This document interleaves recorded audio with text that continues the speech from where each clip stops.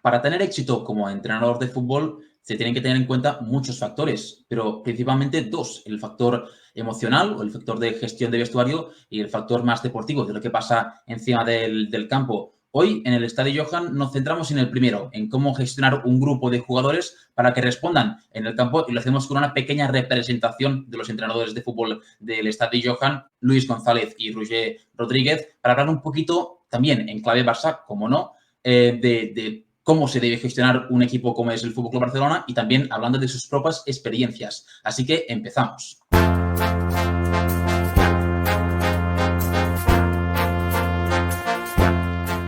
Bona tarda a tothom i benvinguts a l'estadi.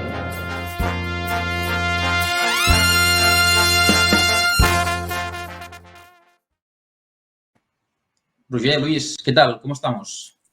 Muy buenas, encantado Joan, Luis, de estar aquí una vez más. Hacía tiempo que no me pasaba. Siempre vienen bien estas fechas para volver a pasarse por aquí por el estadio y saludaros a todos.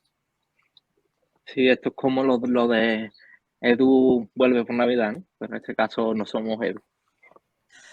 Un placer. Lo comentaba en el principio que para tener éxito deportivo también se tiene que tener éxito, entre comillas, en lo que a la gestión de grupos se refiere, a la gestión humana.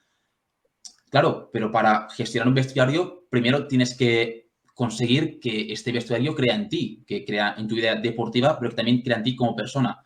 Luis, Roger, en vuestros casos, ¿cómo lo habéis hecho? ¿Cómo habéis conseguido que un grupo de personas, en vuestro caso de menores, de niños o incluso de adolescentes, crea en vosotros?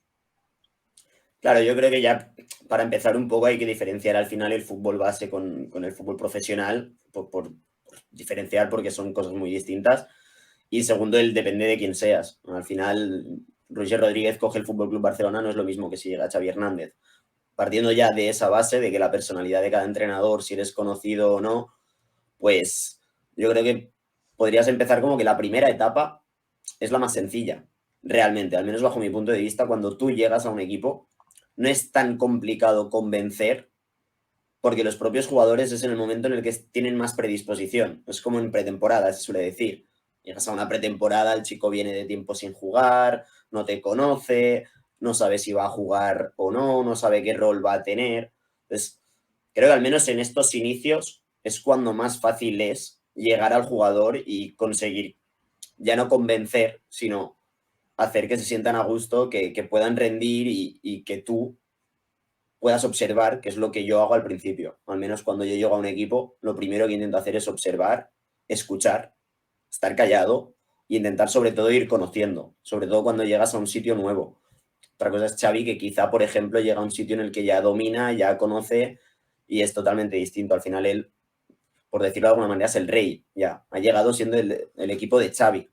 No es lo mismo para el 80-90% de los entrenadores que llegan a un club nuevo esto. Luis, en tu caso, ¿cómo te ganas la confianza? Y partiendo un poco de lo que dice Roger, ¿cómo la mantienes durante la temporada o durante las temporadas? Yo, como dice Roger, yo diferencio mucho lo que es, además de las diferentes categorías, pues no es igual el fútbol amateur que el fútbol de élite, como no es lo mismo un senior o primer equipo o con niños pequeños, ¿no? Porque igual con los niños pequeños sí te ven como una figura de autoridad, digamos, y sí es más fácil, digamos, el ganártelos sin demostrar nada, por el hecho de que al final eres el entrenador y ahí te suelen hacer caso. Ya cuando es un equipo senior, cuando ya son gente más mayor, ya sí es verdad que es más complicado porque ya tienes que hacerlo desde el ejemplo. Ellos tienen que ver que cuando tú eliges un sistema o tú eliges otro, o tú preparas un entrenamiento con diferentes tareas, ellos tienen que notar que eso que están haciendo sirve para algo. O sea, tú al niño de 6, 7, 10 añitos, si lo pones a hacer un circuito de bases, por ejemplo, él tampoco va a entender. sea, él sabe que tiene que pasársela al compañero, pero no sabe lo que eso luego le va a repercutir en el partido. Entonces, cuando es un jugador ya o una persona más grande, más mayor, ahí sí. Ahí tiene que él sentir que ese circuito de pase que tú estás haciendo durante 15 minutos, que eso luego va a servir para algo, que no lo vas a tener ahí perdiendo el tiempo dando pases o haciendo movimientos de basculación. Luego todo eso llevado al partido, ellos tienen que notar que lo que tú les dices o lo que hacen contigo sí sirve para algo. Porque tú puedes ser el mejor entrenador de teoría y tú planificarte un entrenamiento súper bueno, súper estudiado, que si luego en el partido no consigues llevarlo a cabo, o lo que es peor, consigues llevarlo a cabo con tus jugadores, pero pierdes, ahí el jugador te mira mal y dice, es que no vale para nada. Y ahí ya, yo creo que hayas perdido ya. Es decir, la confianza del grupo hacia el entrenador va estrictamente ligada a los éxitos deportivos o va más allá. Yo creo que va más allá. Como te digo, al principio creo que es un momento clave cada vez que llegas a un equipo. Primero, porque es cuando más fácil lo tienes. Y segundo, porque es un momento para generar ese vínculo. Tú estás hablando de grupo, a lo mejor no es lo mismo un grupo que un equipo. Ya tienes que, es el momento ideal para generar eso. Las famosas normas, que ya no tienen que ser porque normas como las que han salido ahora de Xavi, no, normas de cualquier tipo, de te dejas una micheta a la hora que tienes que llegar, la comida, lo que sea, cualquier tipo de normas, pues hacer, por ejemplo, que los propios jugadores sean partícipes en esas decisiones, que ellos sean capaces de decir, vale, pues vamos a escoger estas normas, vamos a escoger las otras normas. Ahí, por ejemplo, tú te estás ganando también su respeto y ellos mismos están dándose cuenta de que, ostras, esto que estoy haciendo tiene un porqué. Lo he escogido yo con mis compañeros y ya no es que solo esté fallando al entrenador, sino también voy a fallar a mis compañeros y me voy a fallar a mí mismo. Entonces, creo que hay que aprovechar estos momentos para primero llegarle al jugador, como hemos dicho antes, y sobre todo generar este tipo de normas, este tipo de situaciones, la típica cena, la típica salida, generar estos vínculos a la hora de crear un equipo y de crear un sentimiento de pertenencia a ese equipo. Porque al final es importante que todo jugador se sienta importante y que desde que tú llegas digan, ostras, este entrenador quiere hacer algo con nosotros, ya más allá, está generando unas expectativas. Unas expectativas sean más altas, sean más pequeñas, pero tú tienes que generarles también esas expectativas al equipo, ya sea ganar la liga, ya sea quedar mitad de tabla, eludir el descenso, clasificarme para Europa, mejorar, meter X goles, las expectativas que sean, pero creo que también eso es importante. Una vez tú llegas, intentas crear un vínculo, el generar una expectativa al jugador. Algo que ha explicado Luis al final, es como el resultado, pues el resultado yo voy a esa expectativa, ¿no? Llego a un sitio, vale, ¿qué vamos a hacer o qué vamos a querer ser? ¿Qué vamos a intentar? Siempre que esa expectativa también entiendo que tiene que ser realista. No puedo llegar yo aquí y decir, vamos a ganar la Champions. Hostia, pues ni siquiera estamos clasificados para Champions, mister. No, vale, pero vamos a intentarlo, vamos a hacer esto, vamos a ser así. Vosotros tomáis, os sois partícipes de estas decisiones, de lo que queremos ser como grupo, y a través de eso yo creo que con la comunicación y generando estos vínculos es más fácil que todo el mundo se sienta parte de este equipo y que todo luego vaya un poquito mucho mejor. Has introducido un punto interesante, que es el de las normas. Fue uno de los ejes de la rueda de prensa de Xavi Hernández presentado como nuevo entrenador del Barça. Él no lo quiere llamar norma, pero sí que han vuelto la concentración en los partidos en el Camp Nou el mismo día del encuentro, el hecho de comer juntos, el hecho de multar por faltas de disciplina, de llegar tarde a los entrenamientos, etcétera. ¿Estas normas ayudan a la cohesión del grupo o, claro, si te pasas de la raya puede minarla? O sea, ¿dónde está el equilibrio entre ser buena persona, entre comillas, y ser demasiado duro? Luis, por ejemplo. Mira, yo no me gusta hablar de normas. Yo, para mí, en una gestión de un grupo, hay dos palabras que para mí son clave, que es sentido común. O sea, cuando se han filtrado o se ha hablado, ¿no? De las normas de Xavi o de las supuestas normas de Xavi, cuando te pones a leerlas, dices, ¿pero qué normas? ¿Pero qué normas? Son cosas de sentido común. Igual el problema es que llevamos años que el sentido común en el Barça pues no existía. Y te encontrabas con que un jugador 10 horas antes de empezar un partido, pues resulta que estaba en Miami, por ejemplo. Y que había jugadores que llegaban tarde a un entreno. Entonces, no se trata de normas, se trata de sentido común. Yo creo que ya sobre todo en élite, lo primero que un entrenador cuando llega a un vestuario nuevo, lo primero que dice, a ver señores, yo no soy el padre de nadie. Ustedes son profesionales, cobran por ello, yo soy profesional y cobro por esto. Aquí no se trata de que yo tenga que perseguirte, ni como se habló en su momento de, no, tengo que ponerte un detective para saber si tú a las 3 de la mañana estás en tu casa. En el momento en el que un entrenador tiene que hacer eso, el problema ya no está en el vestuario.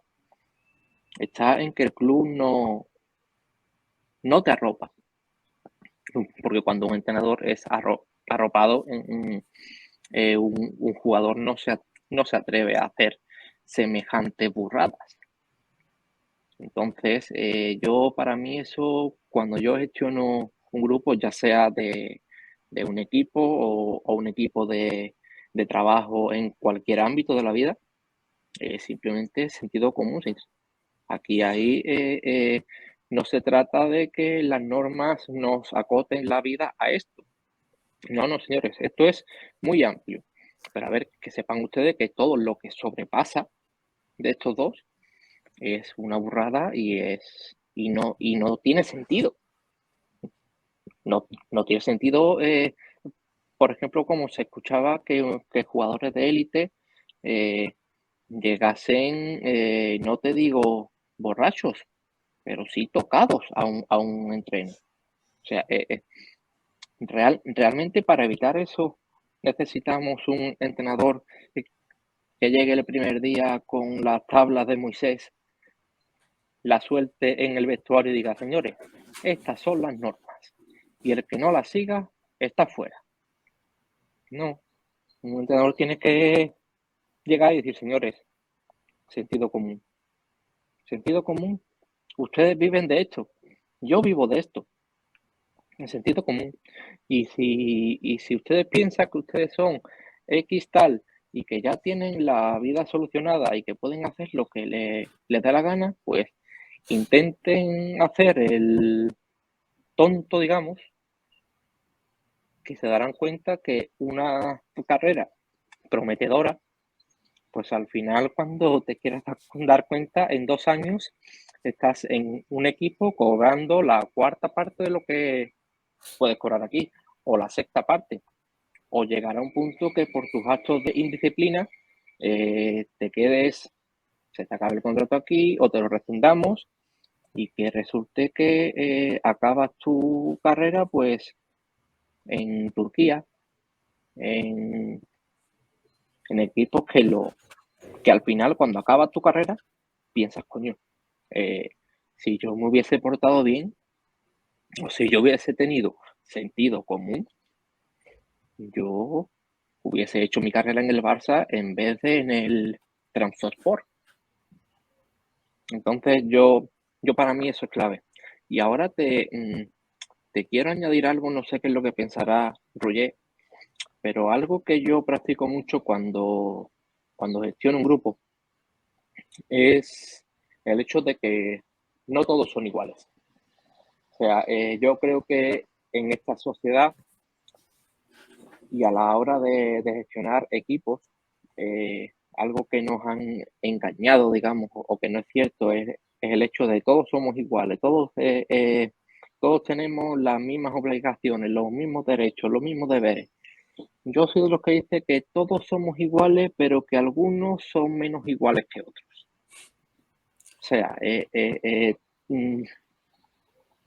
¿por qué? Porque al final, cuando estaba Messi, por ejemplo, en el Barça, bueno, a Messi puede darle ciertas licencias, por ejemplo, que a otro, a André Gómez, por ejemplo, no le puede dar. ¿Por qué? Porque no todos son iguales. No sé qué es lo que piensa Roger de esto. Yo creo que es un tema un poco tabú, el tema de lo que hablas de la igualdad y de que todos somos iguales. Y no, yo incluso es un debate que tengo con mi propio cuerpo técnico en mi propio equipo, evidentemente. Hay jugadores que son mejores, hay jugadores que son peores, hay jugadores con unas necesidades y jugadores con otras. Y eres tú quien tiene que decidir dónde pones el límite en cada momento. Lo que creo que está mal es que vayas cambiando. Es decir, si tú pones una norma o tú pones unos límites, pues ostras, a lo mejor si se los pasa a Luis o se los pasa a Joan, tienes que ser igual de estricto. Pero evidentemente la manera de tratar o la personalidad de cada persona es distinta, cada jugador es distinto y yo soy partidario de diferenciar, Ahora, me quedo con una frase que has dicho tú, que es que no todo jugador es igual o no todo jugador piensa igual y por eso yo sí que creo que es preciso que haya un reglamento interno. A lo mejor no hace falta llamarle normas, pero lo que tú hablas del sentido común, ojalá fuera así. Pero como bien dices, no todos son iguales. Entonces, yo como entrenador, a mí lo que me gustaría es que los 18 que tengan yo puedan dar ese mejor nivel, porque si Joan da el mejor nivel y Luis da el mejor nivel, yo como entrenador seguramente me vaya a ir mejor.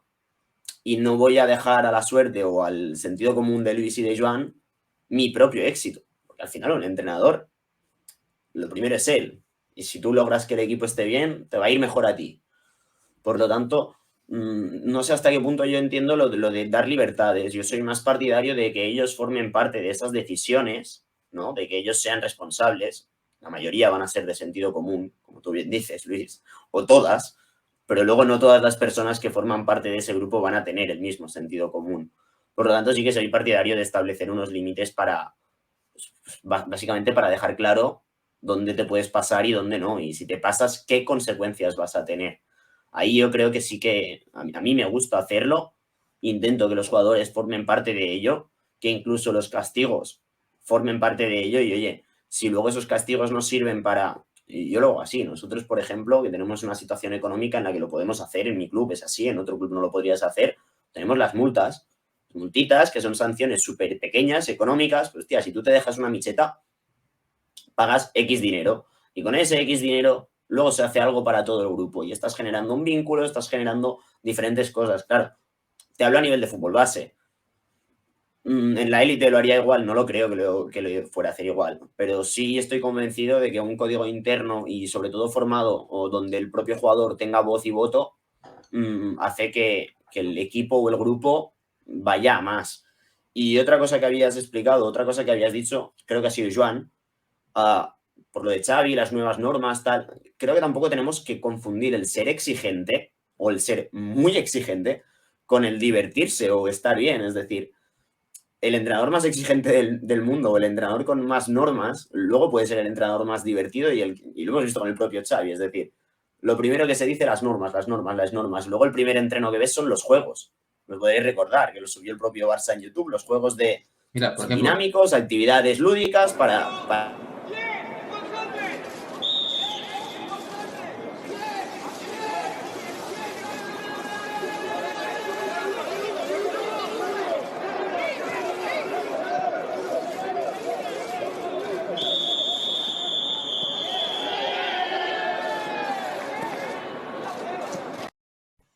que puede parecer una tontería, pero no lo es. Para mí, desde luego que no. Para mí, desde luego, crear un buen ambiente, generar este tipo de piques sanos, esta competitividad dentro del equipo, siempre hay que encontrar momentos. Al final somos personas y en un equipo de fútbol base o en un equipo amateur, al final, pues a lo mejor tienes 4 horas y media durante la semana, de las cuales hora y media te la pasas entre tarea y tarea. Pero, hostia, un equipo de élite que sí que tiene todos los medios para poder hacer estas cosas, no sé, a la vista está. Sí, además, yo algo que pienso que pienso mucho cuando hablo o reflexiono sobre jugadores de élite, y es que al final son personas como Joan, Roger, como Luis, como Carlos. Simplemente, pues, igual su estatus económico es otro, pero al final son personas. Son personas que cuando llegan a su casa, si el entrenamiento ha sido un peñazo, sienten que el entrenamiento ha sido un peñazo, por mucho que él al mes cobre 1 millón. O que si él no se divierte, si todo es muy estricto, vienes aquí, lo das todo durante 2 horas y media o 3 y te vas a casa. Eso al final es una y otra y otra y otra. Y al final como que el jugador pierde ganas, ya no va a entrenar con la misma sonrisa, ya se piensa mucho si estar en el club o no. Luego, si además de que no se divierte, pues da la casualidad de que esa semana que no se ha divertido, el entrenador lo sienta en el banquillo. Ya ahí tienes un problema porque está sumando, primero, que no se divierte y después que parece que el entrenador no lo quiere.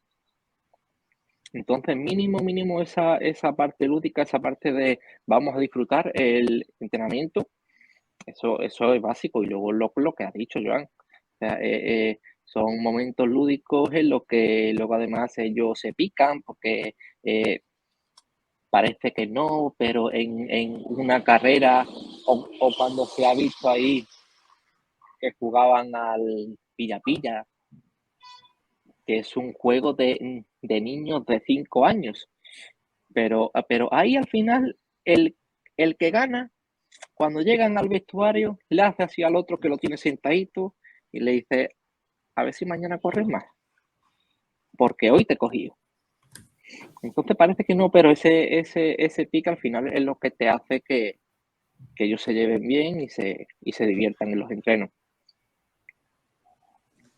En el reglamento interno, o este conjunto de normas de sentido común, como lo querían llamar, si hay un jugador que no se termina de adaptar en este reglamento, el papel del entrenador, ¿cuál es? Porque, claro, uno puede pensar que lo importante es priorizar al grupo y decir, aunque somos iguales, pero no iguales, como decía Luis, este conjunto de normas lo tiene que cumplir cualquiera, y si tú no lo cumples, perfecto, sale y entra otro y juega otro.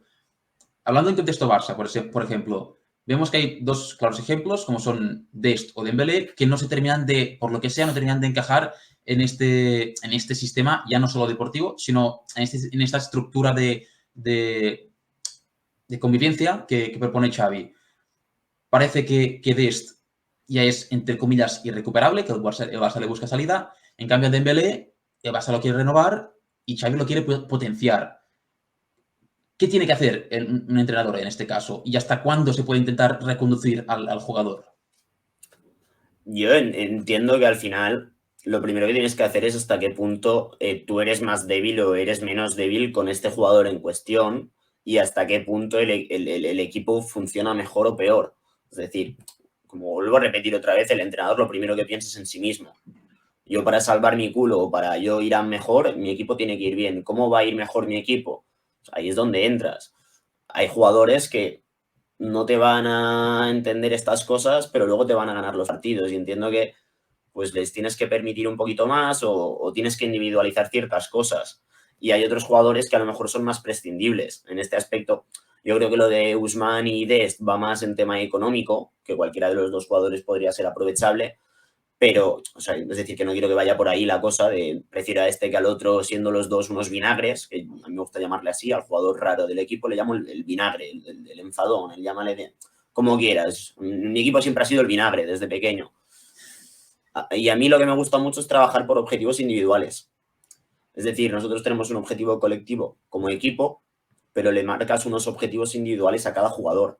Por ejemplo, a Dest o a Dembélé, un objetivo que puede ser una tontería, pero pues el hecho de llegar puntual, lo que tú quieras, un objetivo en el que tú te pares, te sientes con él, le expliques las cosas y vuelvo a repetir, que él forme parte, que él lo entienda, que él diga, hostia, Xavi, tengo que mejorar esto, porque es que lo tengo que mejorar, vamos a ponernos. Pues tienes un mes, pones ese objetivo y a través de ese objetivo tú ves la mejora. El propio jugador se da cuenta de la mejora que ha tenido, los propios compañeros se dan cuenta.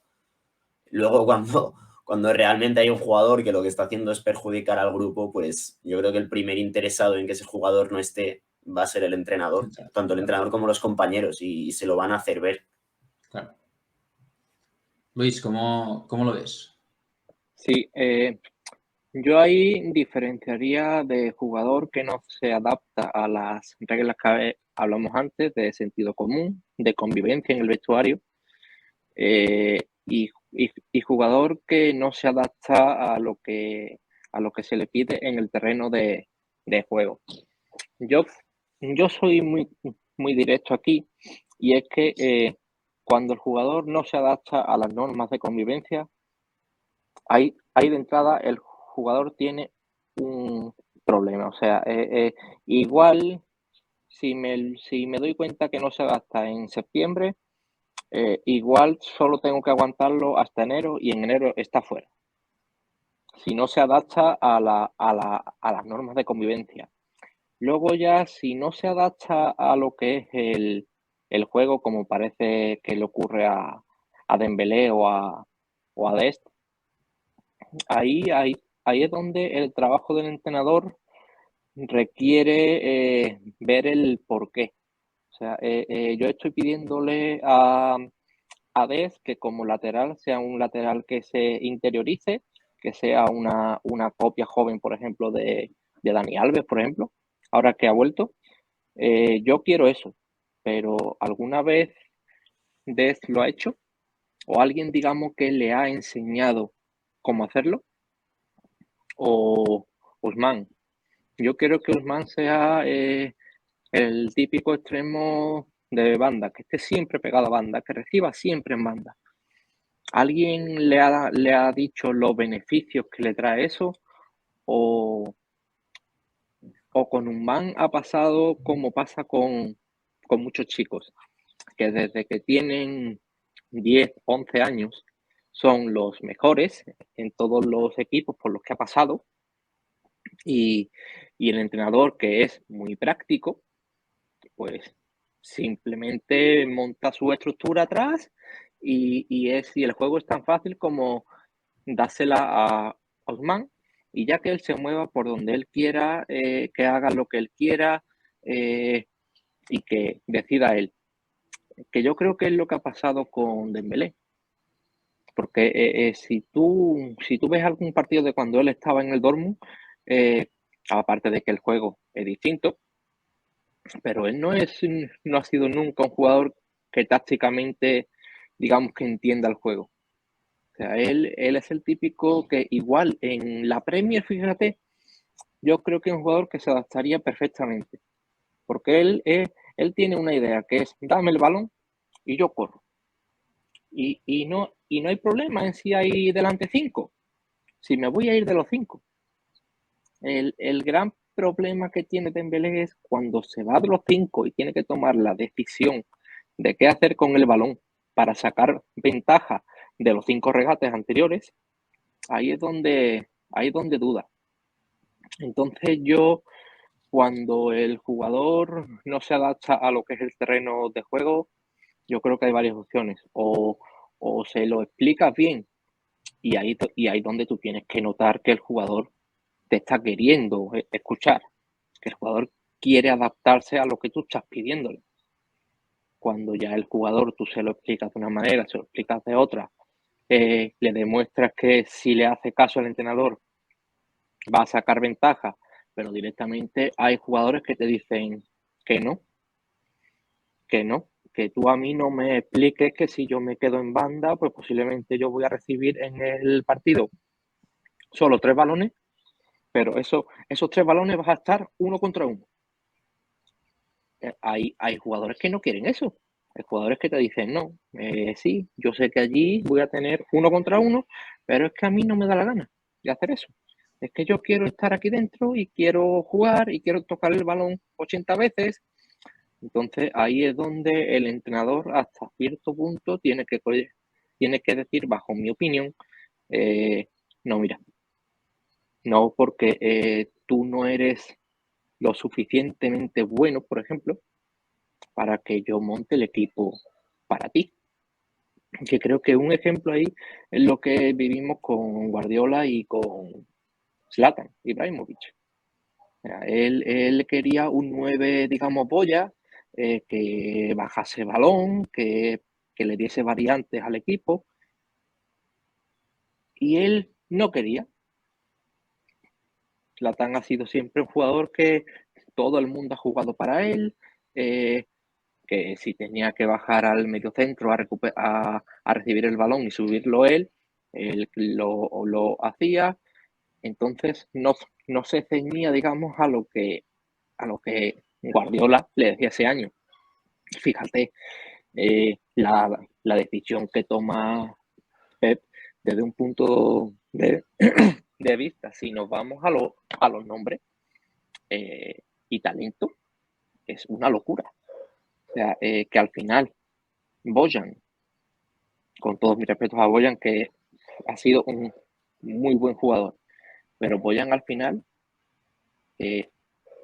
acaba de titular por encima de Zlatan Ibrahimovic. ¿Por qué? Porque Zlatan pues simplemente no le daba la gana. No le daba la gana hacer lo que el entrenador quería de él. Así que yo creo que si no se adapta fuera del campo, al final tienes que sacarlo porque una manzana te jode el manzanero.